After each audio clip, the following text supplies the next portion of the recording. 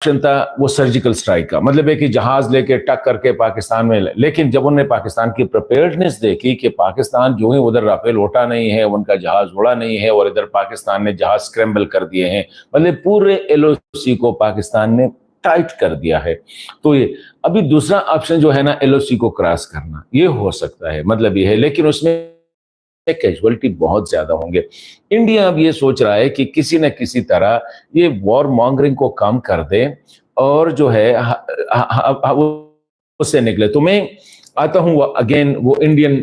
جو انڈین جو آرٹیکل پہ آ رہا ہوتا ہے انڈیا ہندوستان ٹائمز میں، تو وہ لکھ رہا ہے کہ ایک تو یہ انٹرنل مودی صاحب کے لیے بڑا مسئلہ بن گیا ہے، ڈائلیما، اس نے لفظ یوز کیا ہے کہ یہ ڈائلیما ہے کہ لوگوں کے جذبات کو بہت اوپر لے گئے ہیں اور ادھر سے مسئلہ کچھ اور آ رہے ہیں۔ مودی صاحب نے تو اپنے کندھوں سے بوجھ ہٹا